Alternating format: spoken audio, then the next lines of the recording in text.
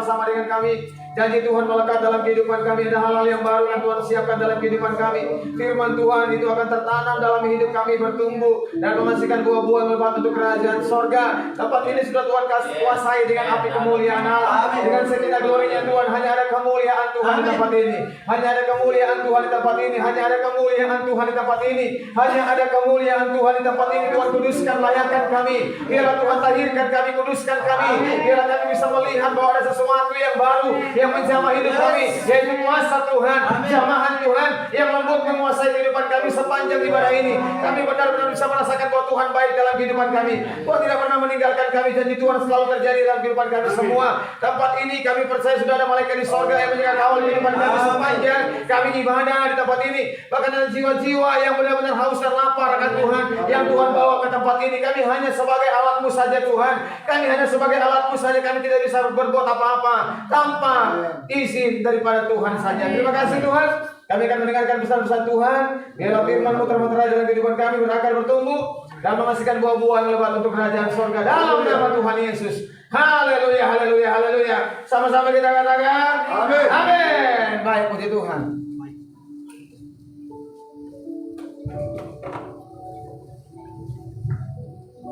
Puji Tuhan. Shalom Bapak Ibu. Shalom. Haleluya. Saya tetap semangat untuk bisa melayani Tuhan ya.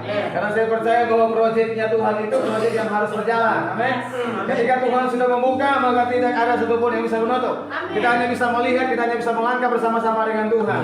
Karena saya percaya ketika Tuhan sudah memilih kita, semuanya pasti akan Tuhan kasih kemampuan ekstra. Amin. Katakan sampai kiri, sampai kanan, kemampuan ekstra. Haleluya. Ya Pak Yoki ya, ini kita mendapatkan pengurapan 2 kali lipat dari Pak Yoki, pengurapan Elisa kan. Ini Nabi Elisa sudah ada bersama-sama dengan kita di tempat ini ya kan. Ketika puji-pujian penyembahan kita merasakan bahwa ada hadirat surga yang luar biasa menyentuh hati kita semua. Nah kemarin ketika firman Tuhan dibawakan oleh Pak Wagem di Mall Basura apartemen ya. Apartemen Basura itu mengenai Tuhan Gembalaku. Ini sama banget persis dengan apa yang saya akan bawakan pada hari ini mengenai Tuhan Gembalaku. Kita buka sama-sama firman Tuhan dalam Mazmur 23. Mazmur 23 ya. Tuhan adalah gembalaku yang baik. Tuhan adalah gembalaku, takkan kekurangan aku. Ia memelihara aku di padang yang berumput hijau. Ia membimbingku ke air yang tenang. Ia menyegarkan jiwaku. Ia menuntunku di jalan yang benar, oleh karena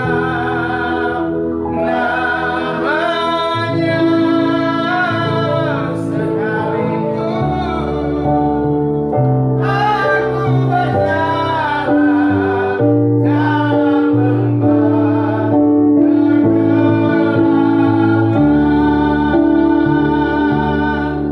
Haleluya. Jadi lagu firman Tuhan ini sama seperti lagu yang kita bawakan tadi ya. Kita baca sama-sama ya, Mazmur 23. Mazmur Daud, Tuhan adalah gembalaku, takkan kekurangan aku. Ia membaringkan aku di padang yang berumput hijau. Ia membimbing aku ke air yang tenang. Ia menyegarkan jiwaku. Ia menuntun aku di jalan yang benar, oleh karena namanya. Bapak Ibu, saya percaya bahwa di ayat 1, 2, 3 ini semuanya pasti kita sudah pernah alami. Amin. Jadi firman Tuhan katakan begini, bahwa Tuhan gembala kita yang baik. Tuhan gembala kita yang baik, takkan kekurangan. Sama-sama katakan takkan kekurangan. Takkan kekurangan. Takkan kekurangan. Tapi kenapa kita bisa mengalami kekurangan? Kadang-kadang kita sebagai hamba Tuhan mengalami kekurangan, ya kan? Kadang-kadang kita juga mengalami kekurangan. Padahal firman Tuhan katakan begini, takkan kekurangan aku. Tapi kadang-kadang kita mengalami kekurangan. Ternyata di sini definisinya adalah bahwa kita ini selalu mengalami namanya kepuasan dalam hal rohani. Amin. Yang jasmani, yang materi, yang finansial itu belakangan. Tapi Tuhan katakan bahwa engkau harus mengalami namanya kepuasan rohani dulu nih. Ia membaringkan aku di padang yang berumput hijau. Ia membimbing aku ke air yang tenang. Ia menyegarkan jiwaku. Jadi tubuh dan jiwa ini benar-benar Tuhan akan pelihara. Tuhan akan memberikan kita kesegaran yang baru. Tuhan akan memberikan kita bimbingan, arahan-arahan yang senantiasa setiap hari baru dalam arahannya Tuhan. Amin. Nah, kalau kita diumpamakan seperti domba. Jadi kita seperti domba ya, Tuhan adalah gembala kita yang baik. Jadi kita ini seperti domba. Aku membaringkan kamu di padang yang berumput hijau, membimbing ke air yang tenang, menyegarkan jiwamu dan menuntun di jalan yang benar. Jadi Tuhan akan tuntun kita dalam jalan yang benar tadi. Asalkan kita ada dalam kawanan domba Allah. Amin. Jemaat Tuhan ini kawanan domba Allah. Kawanan domba yang harus ada dalam satu kawanan yang tidak bisa tercerai-berai. Dan Tuhan yang akan menuntun kawanan domba Allah ini ke jalan yang benar-benar yang Tuhan tuntun. Jadi sudah berbagai-bagai jalan yang kita lalui kan. Ya kan, sudah hampir setahun, bahkan sudah setahun kalau masalah bulan Juli ini sudah setahun kami di sini. Dan beberapa proses yang Tuhan izinkan terjadi buat kami dan kami akan melihat bahwa ternyata ini Tuhan sementara mengarahkan kami, menuntun kami. Kami nggak tahu kemana jalan Tuhan. Ya kita nggak tahu kemana jalan Tuhan ini. Bahkan tempat ini kami nggak tahu kita harus bagaimana untuk ke depan. Tapi saya percaya bahwa kami ini harus menjadi kawanan domba Allah yang siap dituntun oleh Tuhan. Amin. Yang siap dituntun dan diarahkan oleh Tuhan sebagai gembala agung kita. Nah, saudara dengar baik. Ketika Tuhan tuntun kita, Tuhan arahkan kita. Kita nggak ngerti jalan-jalan Tuhan dalam hidup kita. Tapi yang kita percaya bahwa ketika Tuhan arahkan kita, Tuhan tuntun kita. Kita ini bukan hanya mengalami padang rumput, bukan hanya mengalami namanya Tuhan kasih kesegaran dalam jiwa kita, bukan kita dapatkan air yang tenang terus setiap hari, enggak. Tapi ketika Tuhan tuntun, Tuhan arahkan kita. Coba baca ayat 4. Ayat 4. Sekalipun apa?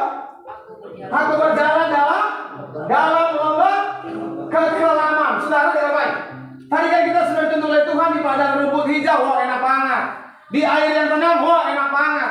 Di padang yang berumput hijau, enak banget. Tuhan segarkan jiwa kita, Tuhan tuntun kita. Tapi ketika kita masuk dalam lembah kekelaman tadi, lembah kekelaman, ini yang saya bilang, ini yang selalu membuat kita mengalami ketidaktenakan dalam tuntunan Tuhan.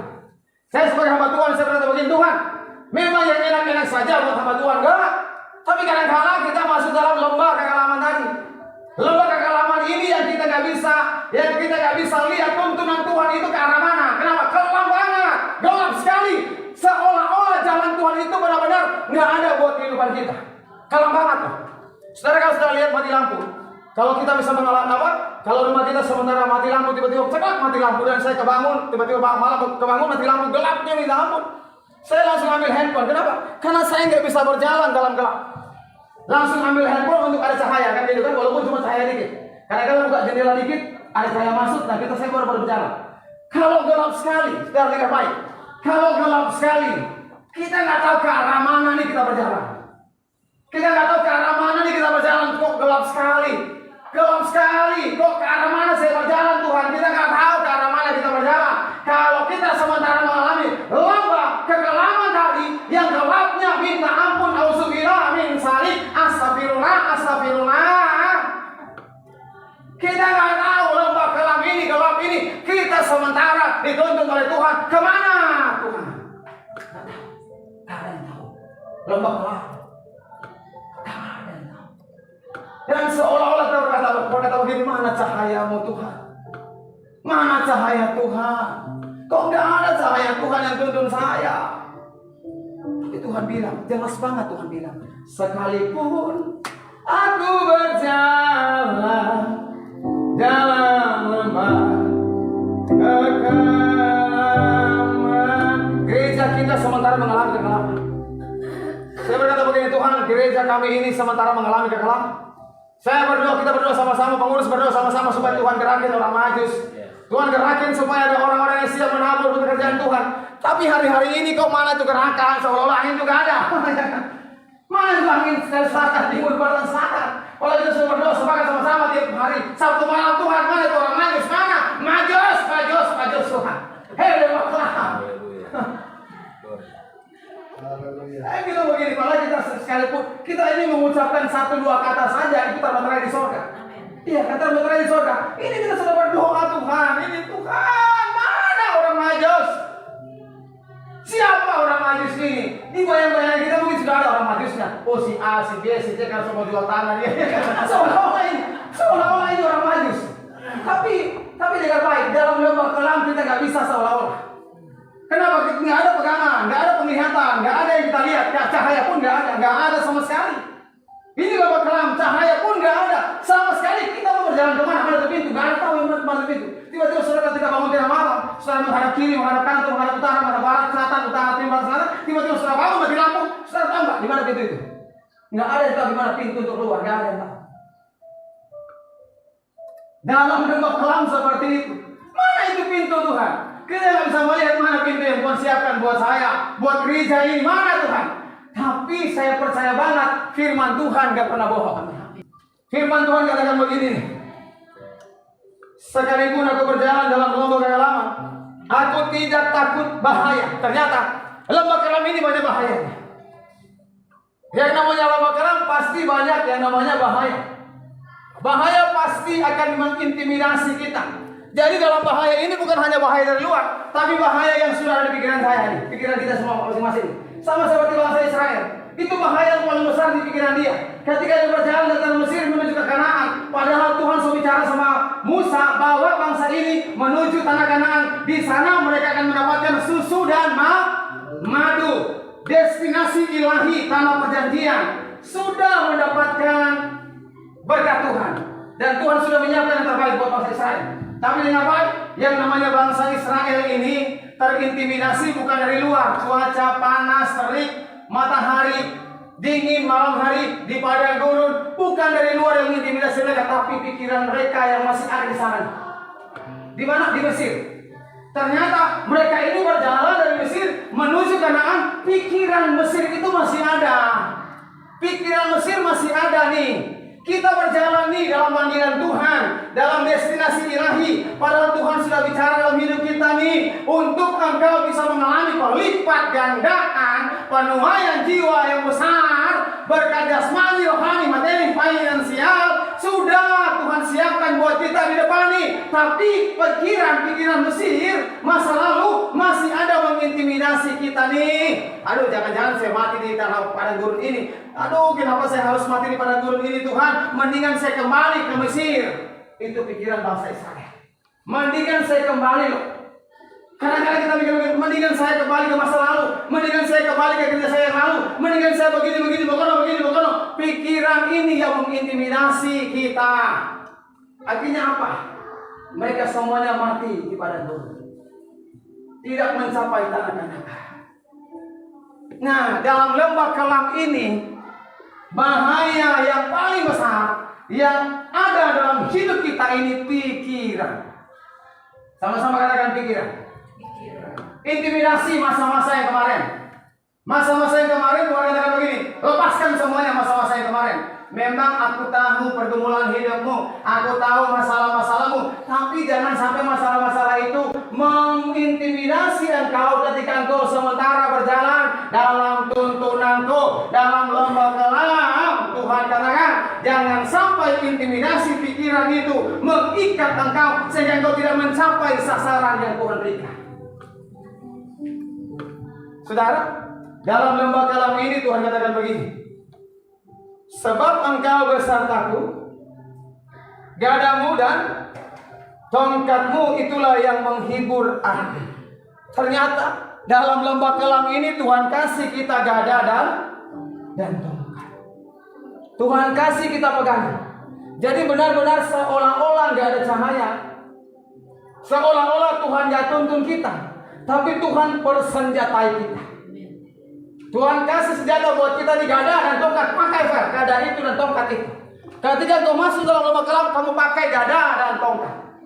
Ternyata kita ini jemaat Tuhan Betania Ronais Cur.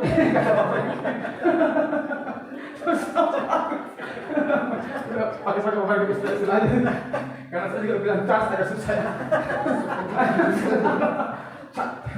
Istri saya bilang cat. Tapi sini. Saudara, dalam lembah kelam ini Tuhan kasih kita senjata. Amin. Memang tuntunan Tuhan ini seolah nggak ada. Arahan Tuhan ini nggak ada, dibuyar banget, lembah kelam. Tapi Tuhan bilang, aku kasih kamu senjata. Pak Marcel, senjata pakai. Lembah kelam pakai senjata. Gada dan tongkat. Saya percaya ini pengurus yang ada di hasil doa. Hasil doa benar loh. Saya berdoa ini hasil doa. Jadi pengurus yang ada ini Tuhan kirim dan sama-sama kita membajak untuk kerajaan sorga. Dan benar kita sementara mengalami kekelaman. Bukan cuma di gereja, kadang-kala ini dapur sudah basah. Tapi sudah Jo. Tuhan bilang begini, aku kasih kamu gada dan tongkat. Sama-sama kita menangis di hadapan Tuhan. Kenapa? Kita sama-sama sudah lemah. Amin. Tapi Tuhan bilang fair. Pakai gada dan tongkat. Katakan. Gada dan tongkat yang akan mengintimidasi pikiran. Bahaya yang mengintimidasi engkau ketika engkau masuk dalam tempat kelam. Pakai itu. Engkau akan lihat ketika engkau pakai itu. Gada dan tongkat engkau pakai. Dengan baik. Di ayat selanjutnya katakan apa? Engkau menyediakan hidangan bagiku di hadapan lawan. Sekarang sama tanya, lawan kita siapa? Siapa? Bolis, setan putar, setan kampret, dan setan-setan antek-anteknya. Itu lawan kita. Saudara Pak, ada sini. Ketika kita masuk dalam lembah kelam tadi, dalam lembah kelam Tuhan kasih gada dan tongkat. Tapi ketika kita sudah melewati lembah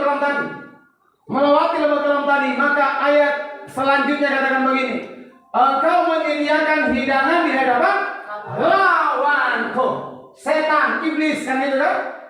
Saudara, coba saya undang siapa ya? Pak Wagen, bisa maju ke depan? Oh, ini, Pak Marcel, ini pergumulan ini saya. Jadi saya percaya bahwa sementara masuk lembah kelam, sama-sama kita merintih berdoa. Semuanya Pak. Iya, sama semuanya ya. Saudara, anggaplah Pak Wagen ini lawan ya. Anggaplah dia lawan. Lawan tuh bicara mengenai siapa sih? Tapi ini kan hamba Tuhan ya. Tapi anggaplah, saya bilang kan anggaplah ya. Anggaplah dia pokoknya setan putar, setan kampret, anggaplah dia lawan. Tuhan katakan begini, firman Tuhan katakan begini. Firman Tuhan katakan begini. Engkau, Yesus menyediakan hidangan di hadapan lawan. Ini lawan saya nih. Ini lawan kita nih sama-sama. Ini lawan kita. Tuhan siapkan hidangan di hadapan lawan. Hidangan itu ada di sini nih. Di hadapan lawan. Tetapi lawan itu, coba Pak Marcel, lawan itu hanya melihat dan tidak bisa mengkorek-korek, bahkan tidak bisa mengambil, bahkan tidak bisa merebut hidangan itu. Dengar baik. Hidangan itu ada di hadapan lawan, tapi lawan itu coba lihat ini lihat ini hidangan. Lihat. Ya, hidangan itu nggak bisa dikorek-korek, nggak bisa direbut, nggak bisa diambil oleh lawan. Dengar baik. Ini firman Tuhan dasar tangan. Jadi lawan ini nggak bisa mengambil akan berkat yang telah Tuhan siapkan buat kita. Amin. Amin. Kalau kemarin berkat itu kadang-kadang Tuhan dirampas oleh setan, dicuri oleh setan, diambil oleh setan, oleh bolis. Tapi ketika kita sudah melewati lembah kelam yang benar-benar kelam, Tuhan bilang begini, gada dan tongkatku kamu pakai. Setelah melewati lembah kelam, ada hidangan di depan lawan. Nah, lawan gak bisa lagi mengapa-apain hidangan itu, gak bisa mengkorek-korek, gak bisa merebut. Kita hanya mengambil hidangan itu, ceklek. Lawan hanya menonton. Silakan dari Tuhan.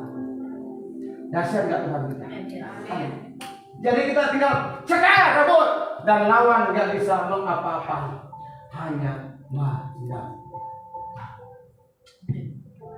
Terus, engkau mengurapi kepalaku dengan minyak, pialaku penuh melimpah. Saudara, ini minyak bicara mengenai pengurapan. Jadi saya percaya banget ya, ketika orang-orang percaya ini masuk dalam lembah kelam tadi, gada dan tongkatnya Tuhan berikan dalam lembah kelam tadi. Setelah dia melewati lembah kelam, melewati angin ribut dan gelombang yang besar, tapi Kau Tuhan apa?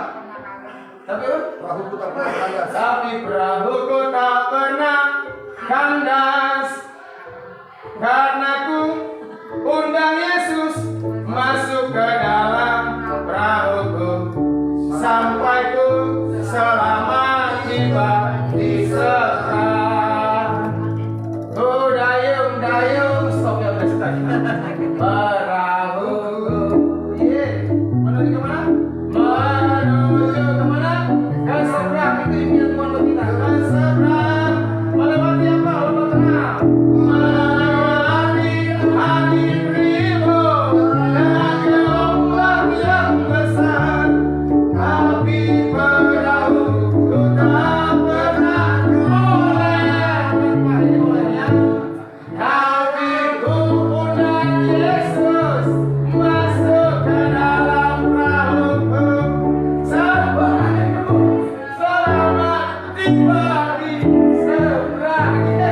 Amin. Ada intimidasi dalam lembah kelam tadi. Tuhan bicara setelah kita selamat menuju ke seberang, Tuhan katakan Dia menyiapkan hidangan di depan lawan kita, mengurapi kepala kita. Jadi saya percaya pengurapan itu senantiasa dalam hidup kita selalu. Amin.